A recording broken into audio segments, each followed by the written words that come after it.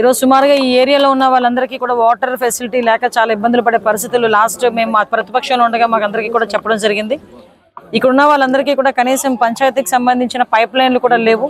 So వీళ్ళందరి బాధ ఆ రోజు వాళ్ళందరూ కూడా చెప్పడం దృష్ట్యా ఈరోజు వాటర్ ట్యాంక్ని ఇక్కడ శాంక్షన్ చేసి ఇంచుమించుగా 1500 మందికి పైగా ఈరోజు హౌస్ హోల్డ్స్కి కనెక్షన్ ఇచ్చే విధంగా పైప్ లైన్కి వాటర్ హెడ్ ట్యాంక్కి రెండింటికి కలిపి 95 లక్షల రూపాయలు శాంక్షన్ అయింది. దానికి సంబంధించి ఈరోజు ఇక్కడ శంకుస్థాపన కూడా పూర్తి చేయడం జరిగింది.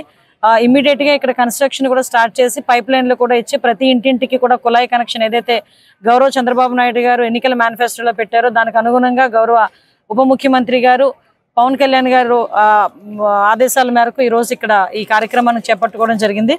దీనికి ఆర్డబ్ల్యూఎస్ డిపార్ట్మెంట్ వాళ్ళకి, పవన్ కళ్యాణ్ గారికి, అదేవిధంగా పెద్దలు ముఖ్యమంత్రి వర్యులు చంద్రబాబు నాయుడు గారికి ప్రత్యేకంగా ధన్యవాదాలు, నమస్కారాలు తెలియజేసుకుంటున్నాం.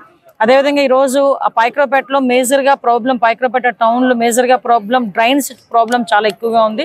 ఈ డ్రైన్స్కి సంబంధించి ఒక డ్రైవ్ ఏర్పాటు చేసుకుని ఎక్కడెక్కడైతే డ్రైన్స్ లేవో ఆ డ్రైన్స్ అన్నిటికీ కూడా ఇమీడియట్గా 1 కోటి రూపాయలు శాంక్షన్ చేసి ఇమీడియట్గా ఆ డ్రైన్స్ను కూడా పూర్తి చేయడం అన్నది జరుగుతుందండి. ఎందుకంటే ఇక్కడ నేను వచ్చిన తర్వాత నేను ఇంతకుముందు ఎలక్షన్లో తిరిగినప్పుడు కానీ చాలా మంది డ్రైన్స్ ప్రాబ్లం చాలా మంది చెప్పున్నారు. ఈ రోజు ఇక్కడికి వస్తున్నప్పుడు కూడా ఈ రోడ్లో కూడా డ్రైన్స్ లేక చాలా ఇబ్బందులు పడే పరిస్థితి కనిపిస్తూ ఉంది. ఈ డ్రైన్స్ అన్నింటినీ కూడా ఇంచుమించుగా 1 కోటి రూపాయల పైన వీటన్నిటికీ కూడా ఎస్టిమేషన్ ఉంది. వీటన్నిటికీ కూడా ఇమీడియట్గా తీసుకొచ్చి ఆ డ్రైన్స్ను కూడా పూర్తి చేసే పరిస్థితి మేము తీసుకొస్తాం.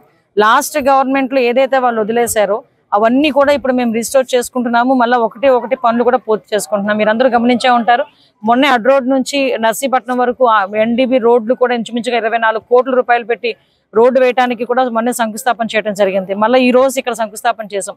మళ్ళీ సత్యవరంలోని 60K కెపాసిటీ కలిగిన ఒక వాటర్ ట్యాంక్ను కూడా శంకుస్థాపన చేయబోతున్నాం. ఓవరాల్గా ఎవరికి కూడా నీటి ఇబ్బంది లేకుండా వచ్చే సమ్మర్కి ఎవరు కూడా నీటికి ఇబ్బంది పడకుండా ఉండేటట్టుగా ఒక కార్యాచరణతో ముందుకెళ్తున్నాం.